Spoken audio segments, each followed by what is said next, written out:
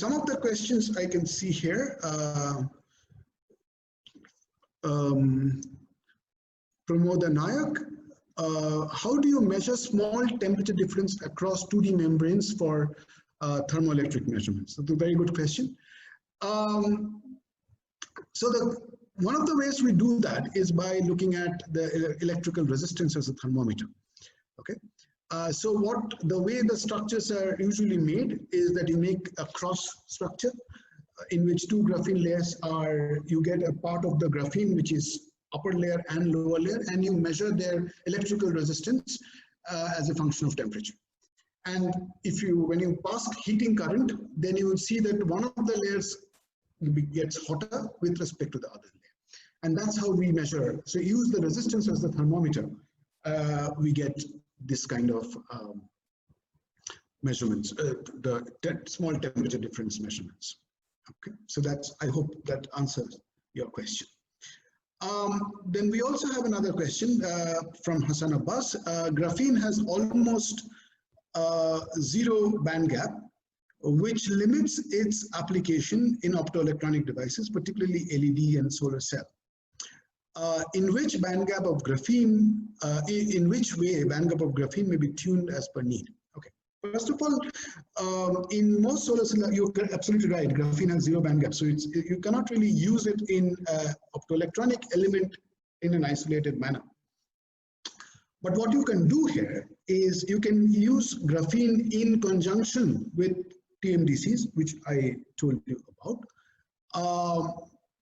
And what you do is you make the light being absorbed by the semiconductor with a band gap, which is like TMDC or molybdenum disulfide, etc. And then you transfer the charge to graphene to conduct electricity. So that's a clever design, okay? Because what you do is essentially you take the semiconducting to a TMDC layer to capture your graphene, your light, but then you make graphene conduct electricity because it can easily, conduct electricity with high mobility. So you sort of combine the best of both worlds. So we don't have to tune the band gap of graphene here. So we are using the TMDC to capture light, and hence we can use them in LEDs or in solar cells or whatever it is. Okay. Then next question is Annapurni. Is the MOS2 in the MOS2 graphene structure, does the photorespond depend on relative thickness or number of two layers? It's a very good question. Answer is yes, it does. What happens is that, okay, graphene, of course, if you make it too thick, then it's very difficult to gate it. So assume that the graphene thickness is a single layer, which is not very difficult to make also. But the molybdenum disulfide is definitely thickness. If you take thicker molybdenum disulfide, you will capture more light. But again, you cannot make it too thick, because in that case, you will screen all the gate voltage, and as a result, you will not be able to change the electron density. So typically about 3 to 4 nanometer, which is approximately about 10 layers at the most of molybdenum disulfide, seems to be very good in this kind of applications. It gives you optimal, the quantum efficiency, because you capture most of the light. If you take a single layer of molybdenum disulfide, you don't really get that much of light capture. So the thicker MOS2 gives you a little bit extra. Okay, so that's how you determine what is the optimum thickness of your graphene and MOS2 layers. Okay, Rekha, okay, thank you. All your graphics models are refractive. Thank you very much. Okay, so this is the question: which software? We usually use Blender to make our software. So please try it yourself. You should be able to do it. Okay, so there's a very interesting question. Meenakshi from Tezpur University. Sir, my question is: are all defects good? Well, you see, it depends on the context of the question, because context of the field that you're talking about. Okay. So, for example, defects. Okay, in molybdenum disulfide or TMDCs, I don't think they're good for the optoelectronic purposes. Whereas if you take other defects in other materials, for example, diamond, silicon, there are vacancies which are extremely interesting because they are used for magnetic sensing and other kind of completely different applications. So when you ask the question, defects are good or not, it has a very strong field-dependent answer, which field of science or technology you're talking about. In our case, it's not very good as far as I understand, except for the fact that sometimes it gives you photo response in the infrared regime, which is actually quite interesting from a technological point of view. Okay. Okay. I hope I could answer your question. Then you have got Sashi Bhushan Mishra. How do you control photon numbers? That's a very good question again. You know, I mean, there are many ways of controlling photon numbers. There are well-defined methods in which you can, a very controlled method in which you can do it. However, in our case, we actually did very, you know, primitive arrangement. We bought the light-emitting diodes from the market. And light-emitting diodes, we just reduce the biasing current to a very small value. So you essentially can arbitrarily reduce it. And then that reduces the photon number in every pulse that you send. You essentially get, you don't have any control on the number of photons that comes out in a particular pulse, because that is distributed through a Poissonian distribution. But what you simply do, you just change the current by an ammeter or current source to just at the diode cut-in voltage, okay, just over there, so that the amount of light that comes out is extremely weak. With that, you should be able to, for these kind of experiments, to get, you know, photon number which is very small in every bunch. Okay? And you can change the photon number by changing the current. So the number, if you increase the current slightly, the number of average number of photons in pulses become different or increases. Okay. Good. How does Kumara has asked the question? How does defect in graphene affect the photocurrent? Right. That's a good question. It sort of reduces the mobility. You know, I mean, as a result, what happens is if the mobility, if the graphene is defective, the mobility becomes difficult to makes the current smaller, because if you use a bias which is voltage bias system, so that's probably how one will think the photocurrent will reduce. That if you're using a voltage bias and your mobility is low because of defect, then the amount of current you're going to get will reduce.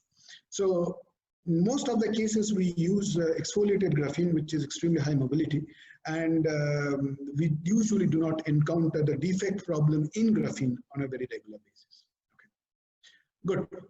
Narayan says, hi, is it possible to reverse the thermoelectric effect to achieve a Peltier effect? That's an excellent question. Answer is probably yes, but we do not know that. We haven't been able to do that yet. We did think about it, and we decided we wanted to see if this is a possibility. But yes, there is no reason why we cannot. But one of the problems here is that if you take two layers of graphene and you fire a lot of current across, then what happens is that any change in temperature needs to be measured. The temperature measurement becomes quite tough, I would say, challenging. However, this is a very interesting question, and one should be able to do this, and we should think about it, how to do this. Okay. There's no reason, because if you have a thermoelectric element, it will show Seebeck effect and Peltier effect. They are conjugate, right? So it should be possible without any doubt. But I don't think it has been shown by us or by anybody else so far. Right. So good. So there's Suman Chaudhary has asked the question: are there any density functional study of these systems? Answer is yes, Suman. There are lots of density functional theory work which are going on binary hybrids. It's very interesting because but still there is a lot of scope of work in this direction, because what happens is when you put graphene and say any other TMDC, or if you think about take any two-dimensional solid layers and put them together into van der Waals distance, what happens is that you immediately change the, what we are showing also, that you change the even crystal structure. right? There's a lot of lattice relaxation as well as electronic hybridization that is going on. And as a result, I think there's a huge amount of scope in this system of density functional theory. And I'm pretty sure that there is a lot of scope of new discoveries in both in structural aspect as well as in electronic aspects. And also remember, it's not just two different material that is coming in and you're putting them together. You can also change the twist between two materials. Density functional theory is perfect for this. You can do everything in the computer. If the experimenters like us, who particularly get hammered by these kind of requirements. But it has already been shown the superconductivity in twisted bilayer graphene and so on and so forth, that there's a huge scope of taking different layers, putting them together, twisting them. So actually there's a lot of question that I get whenever I give talks on this, is that what is the effect of twist between graphene and molybdenum disulfide, the angle on the optoelectronic properties that that I've shown, and I don't really have a very good answer yet. Good. So next question is single photon detection at room temperature or cryogenic temperature? Good question, Shuganto.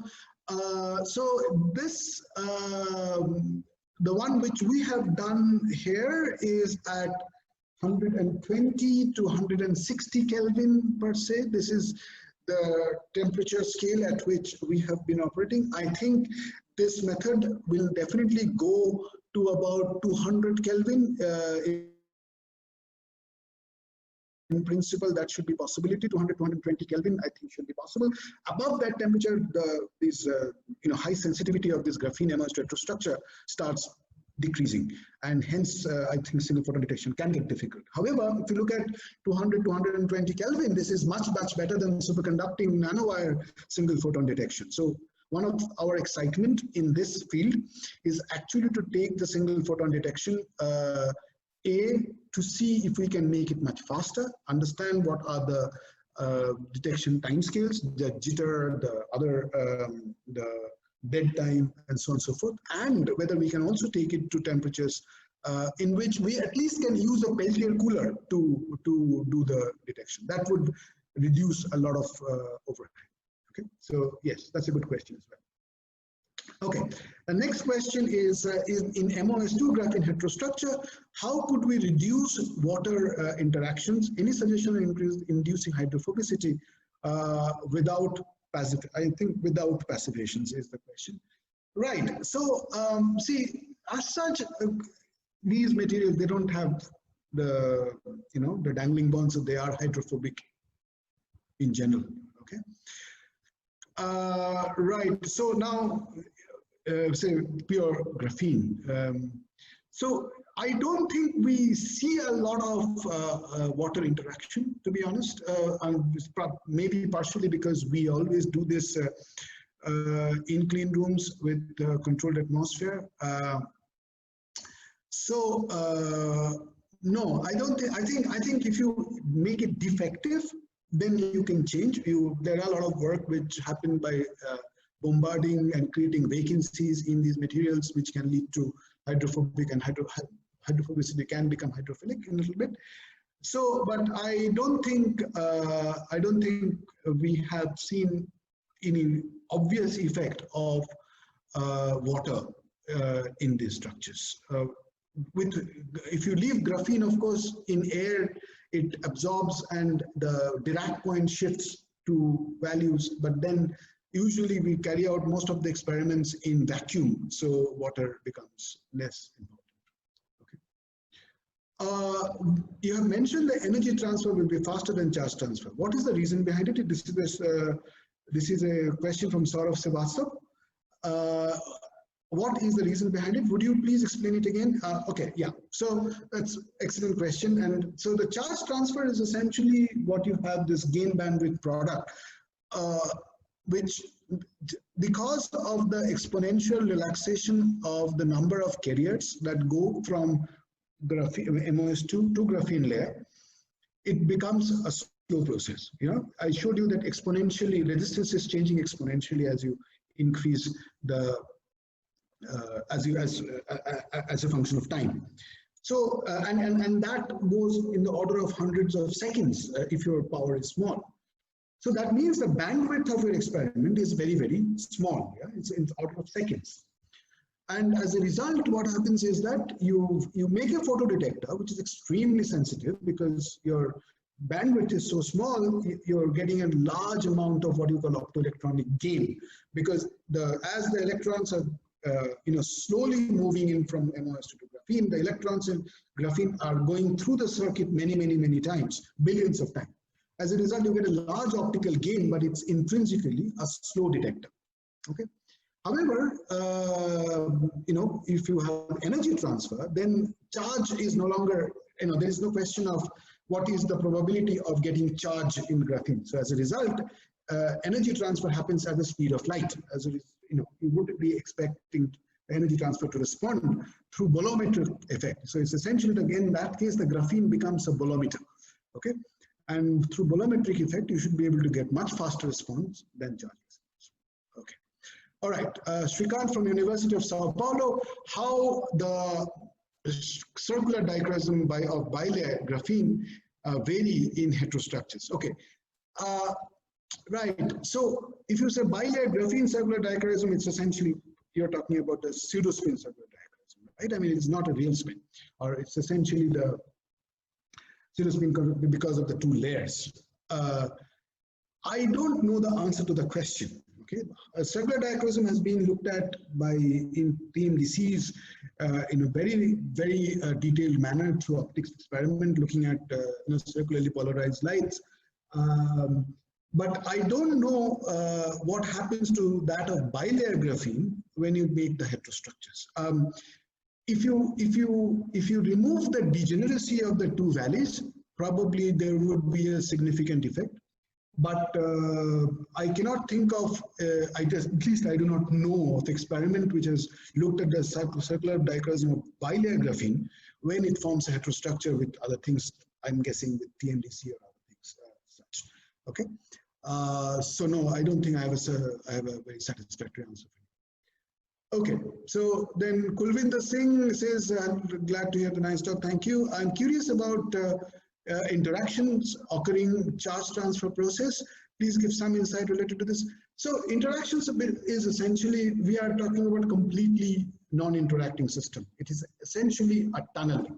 Okay, from MOS2 to graphene and vice versa. Essentially, it's quantum tunneling. And in the case of MOS2 to graphene, it is much faster because the energy variation, there is no energy barrier, whereas the back process is, there's a barrier there, and hence it's much slower. Apart from that, we have not found any other effect of interaction. By interaction, I'm assuming the interaction between electrons, interactions of electrons and phonons. There is one thing that I must mention, that electrons actually do get scattered by the interfacial phonons, which means the phonons which are there at the interface between graphene and the TMDC layer, okay? The perpendicular Z phonons. And those phonons are actually effective in taking electrons back from graphene into the molybdenum disulfide layer at low temperature, or when thermal activation becomes very weak. So these are the kind of interactions that we usually see, okay? Right, we have questions from Kanupriya Sachdev from Jaipur. Graphene is very high thermal conductivity, which could be a deterrent for thermoelectric application. You are absolutely right, Kanupriya, and this is exactly why we are working on the kind of structures using van der Waals structures. If you take single graphene layer and you look at its thermal conductivity, it's very high, and as a result, it's not a good thermoelectric element because it removes the thermoelectric figure of merit, which is a ZT factor, to a very small number. However, if you take the kind of architectures that we are using here, which is a layer of graphene which is sitting on another layer, and you are actually sending heat or phonons perpendicular to the plane of these two, then in that case it's a very different ballgame, because you do not have high thermal conductivity anymore. Unfortunately, we don't even know how much is the thermal conductivity. There are some recent papers and which show that very interestingly very low thermal conductivity, because there are no longer any phonons out there, right? I mean, so as a result, thermal conductivity reduces dramatically perpendicular to the plane, and we want to use that idea to make very interesting thermoelectric element. Okay, but that's a very nice question. Yes. Sukanta, how does 2D material have Vandals, Van singularities? Isn't it a characteristics of 1D material? Answer is absolutely correct, but it is, okay. If you take free electron model of in 2 dimension, you do not have Van singularity, right? Free electron model in the case of 1 dimension, you have Van singularity because 1/√T kind of a dependence. However, in the case of 2D, what you have when you have atomic potential coming in and it's no longer a free electrons, then the electronic properties can differ very strongly. And that's when you start getting Van singularities and many other electronic properties. Okay, so free electron gas in 2D, of course, is not what we are talking about. We are talking about real solids with periodic potential, which is complex periodic potential because of various molecular arrangements that are involved in it. I hope I answered the question. Okay, KK, if we synthesize a semiconducting material in graphene oxide solutions through hydrothermal method. Okay, synthesize semiconducting material in graphene oxide solution through hydrothermal method, then does semiconducting material gets grafted onto geosheet by replacing some functional group, or does it simply deposit on geosheet? Sorry, this is well beyond my pay grade. It is difficult for me to answer because I do not really work in this direction. Your question is very material oriented, so probably somebody who are in chemistry probably will be able to answer much better. Sorry, I can't answer this question. All right, Kishore Poria, can we fabricate graphene-based FET using monolithic fabrication? How much area occupied by GFET? I mean, I do not know what you mean by monolithic fabrication. There are graphene layers, which was chemical vapor deposition, which can grow graphene with in full wafer scale. So maybe in that case, you have the entire area of 2-inch, 4-inch wafers or whatever it is by graphene, and you can make an FET out of it. Okay, so there are engineering approaches already very well developed on this. Sugandha, again, I guess, how to distinguish volumetric response from photovoltaic in MOS2 graphene PD? One reported in Nature Nanotech. Well, I mean, what we reported that time, it was purely photovoltaic. Okay, so and since then, most of our work, which is at high temperature, has been showing photovoltaic effect. So we do not have a clear experimental evidence in FETs of energy transfer and volumetric response. This is an ongoing research in my group, and I hope to actually get somewhere very soon. However, the pump probe experiments and Raman spectroscopy and photoluminescence have shown that these kind of heterostructures, energy transfer is possible, and those cases volumetric response can come in. However, those experiments were not done using the FET geometry the way we are doing it in our experiment. Okay, then we have got Premiga. So this thin sheets of graphene used for touchscreens, yes, in principle possible. HP, what is the origin of defect states in HBN in the heterostructure? Very good question, excellent question. What is the origin of defects? Usually these are defect vacancies, either nitrogen or I think mostly nitrogen, I would believe. There could be some interstitials as well, but I believe it's primarily the vacancies that are that's there in boron nitride. And there has been lots of work on boron nitride defects, for a long time. You should take a look at it. And these are the kind, most of the boron nitride we use are commercially purchased, so in principle, those defects will be there during the growth process. Okay. The MOS2 have different 3 phases. Yes, which phase give good efficiency? How to change? This is the question from Muthukumar. Look, I mean, I think it's the MOS2 that we have used are in 2H phase or hexagonal phase. So that's the phase in which the optoelectronic experiments are done. The other phases are actually a little tricky because one is a metallic phase, so that's optoelectronically completely silent. The third one, which is the octahedral, distorted octahedral semiconducting phase, I don't know what will be its response in these kind of structures. We have Devjit Ghoshal's question. The ability to fabricate 2D materials in different orientations have opened up various opportunities like observation of interlayer excitons. Yes, that's correct.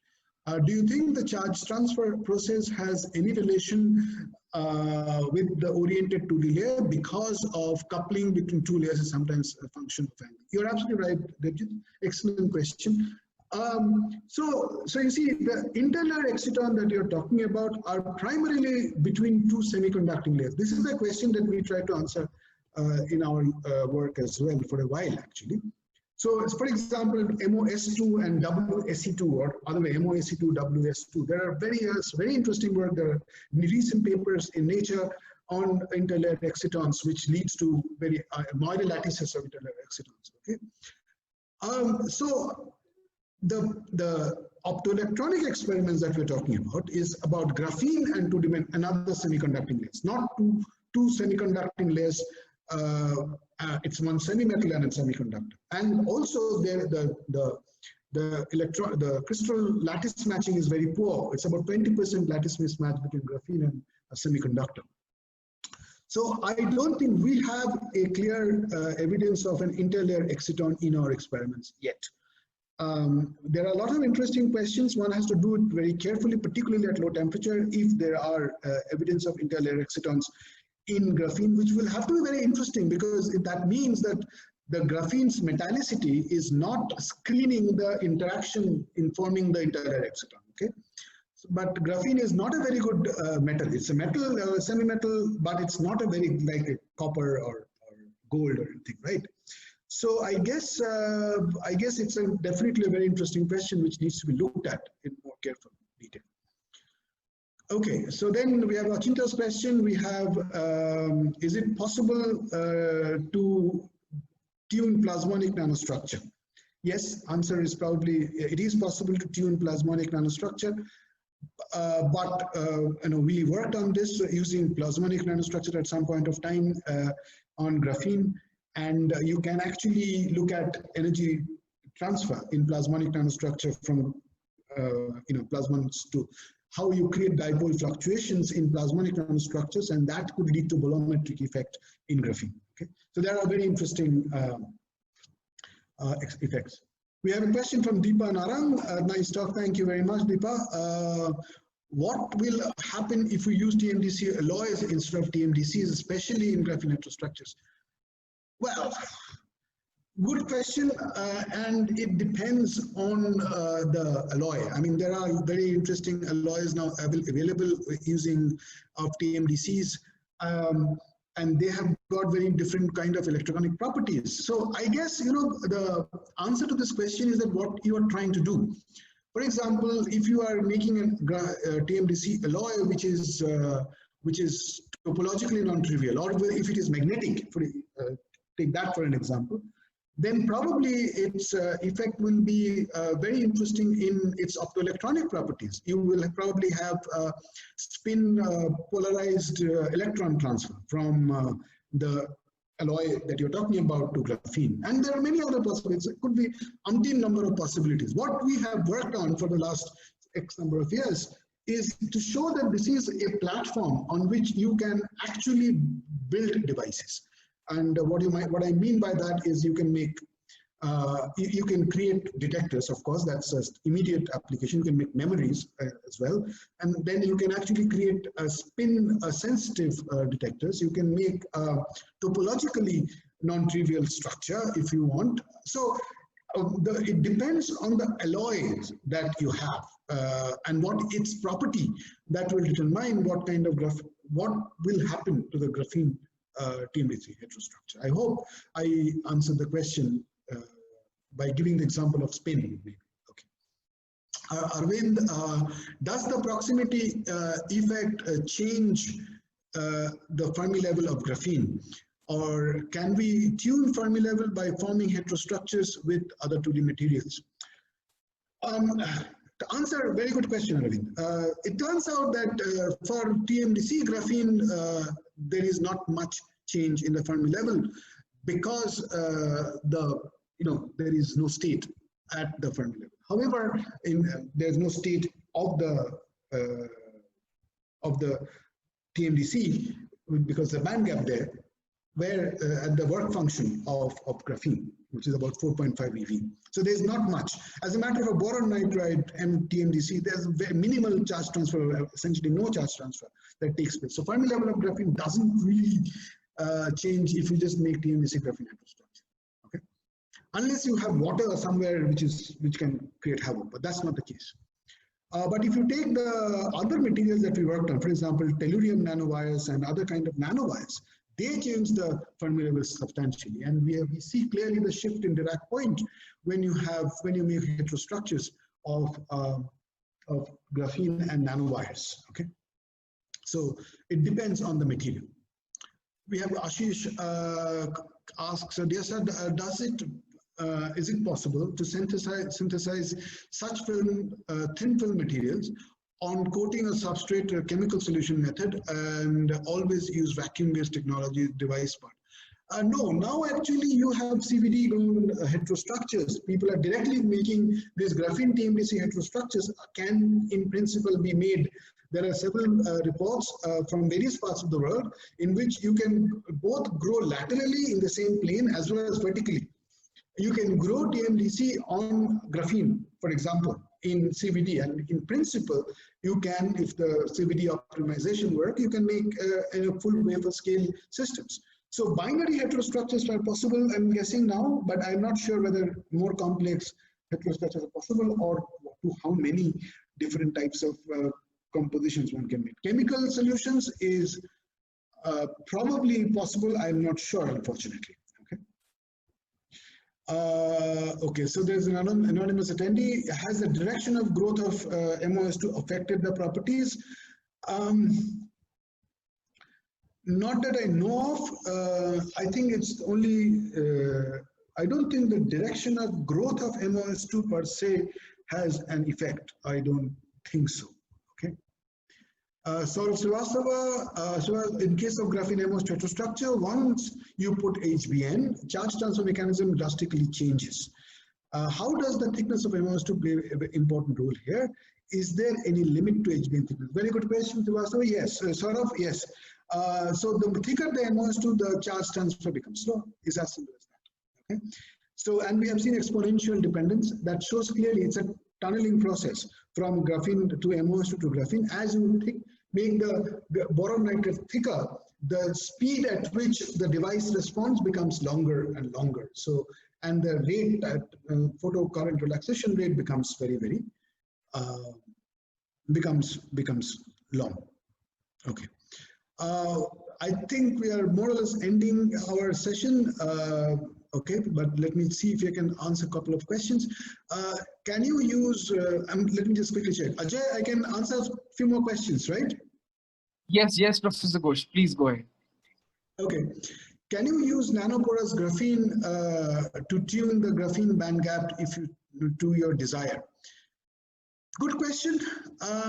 Unfortunately, I would say the graphene, nanoporous graphene would lead to a band gap, but it also destroys the quality of graphene massively. And as a result, you know, one of the things that, okay, first of all, the band gap is not that is needed in a graphene MOS2 heterostructure, graphene TMDC heterostructure, because the band gap is needed from the semiconductor, which is already there. I need graphene to conduct my electrical current. Okay, so but if you want to make graphene optically sensitive for whatever reason you want, then of course you have to do something to it.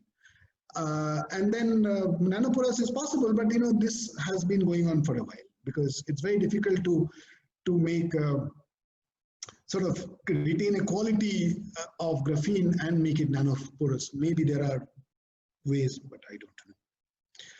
Achintya, thank you, Professor Ghosh, for an excellent talk. Thank you very much. Is it possible to tune photoresponse of your device using plasma nanostructure? Yes, answer is yes, we have done that before. And it's a very interesting direction that one could take.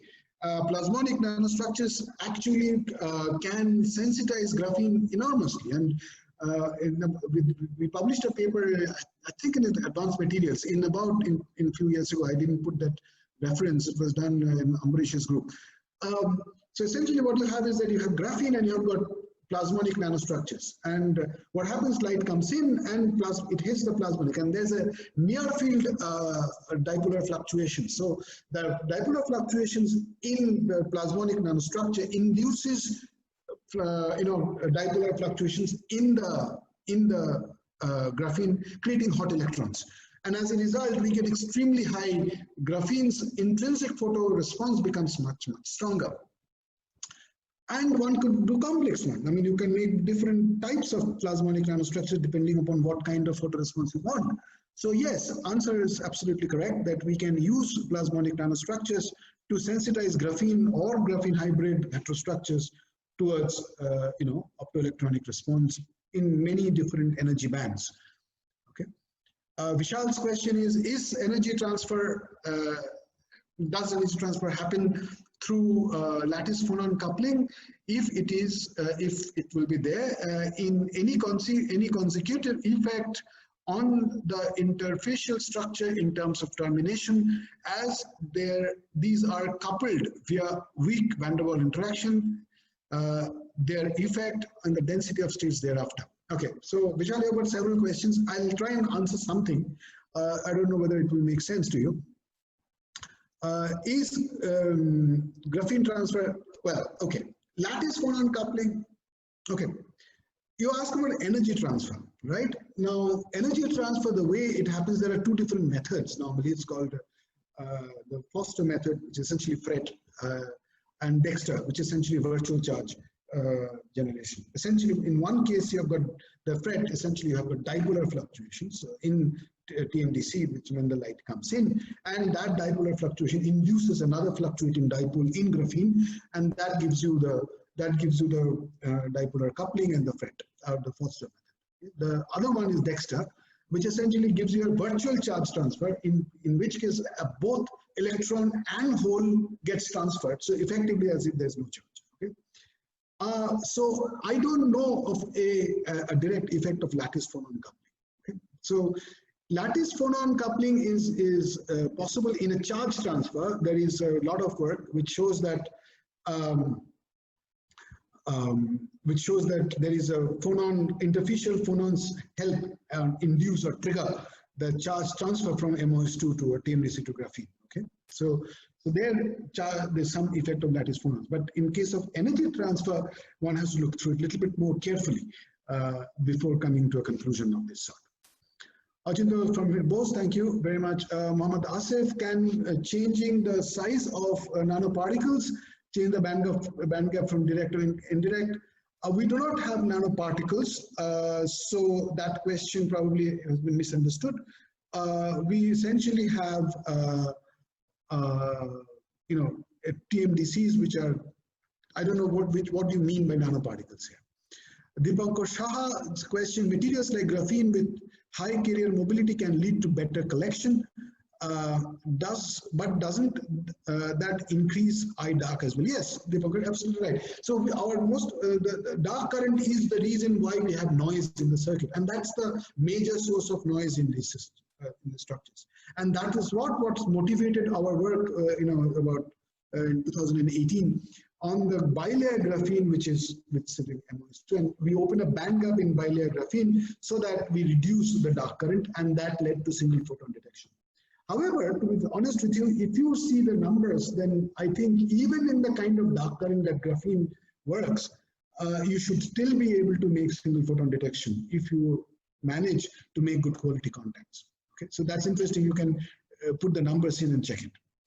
Shivin Chandroth, thank you for the interesting talk. Thank you very much. Could you please comment on the criticality of forming and transferring two 2D materials heterostructure in metallic and metallic formation for the device measurement? I don't understand your question, Shivin. Maybe you can write an email to me so that it's easier for me to answer. You said, could you please comment on the criticality of forming or transferring two 2D material heterostructure and metallic formation on the device measurements?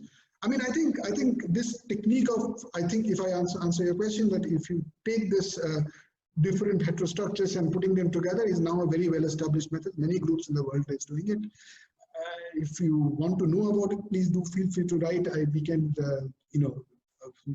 students in the group are much bigger expert in doing this than I am, so they will be able to advise appropriately.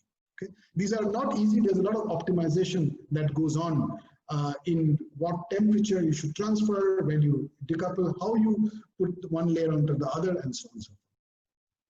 Shashi Bhushan Mishra, which one is experimentally easy to synthesize out of monolayer or AB stack layer bilayer on substrate like TiO2? Well, I mean, TiO2 is a substrate here. To be honest, I think experimentally, its exfoliation has no control, so it's difficult. Okay. Your comment on Dipankar Shah, your comment on exciton dissociation and free carrier generation on such van der Waals heterostructure. Yeah, so this is the question which we have been working on. The exciton dissociation is a process which is very critical in photovoltaics, and we found that this kind of physics of exciton dissociation in graphene embossed heterostructure is like a template on which you could understand exciton dissociation in complex structures like organic photovoltaics or any other photo sensitive where the solar cells and perovskites and so on and so forth, right? So the question is, we believe that exciton dissociation here doesn't go through an intermediate, indirect excitonic state, which is some sort of, and as a result, almost 100% of the excitons that get created in graphene gets dissociated and goes and becomes a photon, an electron in graphene. Okay, so that's the interesting part, and that's because graphene essentially breaks the exciton almost irreversibly as soon as they are formed. Okay, so that's actually, there's no reversal of exciton formation once it gets dissociated. All right, Sunita Srivastava, have you worked on nanoribbons also? Are you talking about nanoribbons in graphene? Answer to that question, a long time back we did some work, but not really in a systematic manner. No graphene nanoribbon. Okay. It will be, instead of single layer graphene, if bilayer graphene is tilted by 90 degrees, then bilayer graphene tilted by 90 degrees used to measure heterostructure, what would be the charge transfer mechanism and how it affects the figure of merit parameter of a photodetector? I don't really understand very well here. So you are saying that instead of single layer graphene, if bilayer graphene tilted by 90 degree, I don't know what do you mean by tilted by 90 degree is the heterostructure. So we have used bilayer graphene, and I don't think we see any significant difference in terms of photo detection figure of merit, whether you use single layer or bilayer. You just cannot go very thick graphene there, okay? But as far as bilayer graphene and single layer graphene comparison is concerned, there is hardly any difference. Sir, okay, so the anonymous attendee also asked, so this question of software is not a part of physics. Okay, so we used Blender. Okay, so Motorola One Power, Bishojit is the question, why do you choose boron nitride and why can't you go for plasmonic materials? We have done both actually, and there are relative merits and demerits for everything. It depends on what application you want. Okay. I almost at the end have a question from Debjani. With respect to twisting angle, is there any change in thermoelectric response of graphene MOS2? We have not measured thermoelectric response in the case of graphene and MOS2, Debjani. We have only measured optoelectronic properties. However, we have done thermoelectric measurements when it is graphene and graphene which are twisted with respect to each other. So there is a different ballgame altogether. I don't want to go there. That's a separate talk altogether. Okay. Polymorphism, Atri Chakraborty asked a question, if polymorphism observed for every 2D crystal, in the case of transition metal dichalcogenides, answer is yes, there's a polymorphism in almost all chalcogenide crystals. If I know, of course, a polymorphism is the different structures are at different energies, so there's a ground state which can differ. In one case it is semiconductor, in one case metal, in other cases it could be superconductors and so on. KK, sir, while performing IV characteristic in two-dimensional resistive switching devices consisting of geo and active layer, are the resistive switching properties solely caused by traps in geo layer and electron material? So, KK, I really do not know much about geo. I mean, geo will be very defective, so there will be lots of traps. So switching can actually be determined by the number of traps. So you will be a little bit of a trouble there. However, in the case of graphene, the number of traps are very small, and we do not see trap-mediated or the defects acting as traps in graphene. Okay, the last two questions. Essentially, graphene is a monolayer of carbon atoms. Can we really grow in different orientation? I don't think that's the right question, in the sense that it's not really different orientation. It usually grows in a layer, so you can take, I mean, it's not really an orientation per se. Devjani has another question. I think for tellurium MOS2 and tellurium graphene heterostructures, if the tellurium wire is vertically stacked, is there a difference in the photoresponse than the horizontally stacked tellurium nanowires? Right, Devjani, it's a good question. I don't know the answer of, but if you have the horizontally stacked tellurium, then its exposure to light will be maximum. So it's lying down, so light comes vertically from top. But if you have vertical tellurium, then the light probably will not be able to reach the interface of tellurium and graphene. So that might make a difference, but it's a good question. Arvind, what is the van der Waals gap? Is the van der Waals gap has any effect on devices? Is it tunable? No, well, the answer is if you are doing DFT, probably van der Waals gap is tunable by rotating. Okay, so there is a little small change that happens if you rotate one layer with respect to the other. But we essentially did a brute force method. We essentially inserted other layers to make the distance between the graphene TMEC and many other cases. Okay, so there is both intrinsic and extrinsic way in which you can separate the gap. Okay. Narasimha, sir, is there any benchmark studies regarding photoresponse organic molecules on top of graphene terahertz detection? I do not know, unfortunately. This is a question which probably requires more experiment. Unfortunately, I cannot answer this question.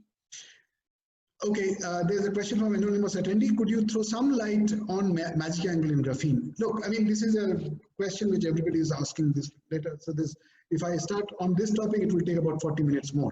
So I can simply tell you what we are working on. We are working on graphene magic angle, but from thermoelectric viewpoints. Okay, so we want to know whether that leads to both fundamental understanding of the magic angle graphene as an electronic element, if you look at its thermoelectric properties, or also from application viewpoint, if there are very interesting way in which you can engineer the thermoelectric figure of merit. So there's a question, the last question is, what is the significance of the Dirac point? Dirac point is the point at which the electrical density of graphene is 0. So if you're asking the question in the context of my comment that in the volumetric or energy transfer, you see maximum resistance change at the Dirac point, it essentially means that Dirac point is, at the Dirac point you have no carrier, and as a result, the resistance change in resistance as a function of temperature is strongest. So the fact that we get very large resistance change means probably it is the change in temperature in graphene that leads to photoresponse rather than a carrier transfer, where the maximum comes slightly away from the Dirac. Okay. All right. So that's more or less it. Thank you very much, everybody, for coming in and listening to the talk.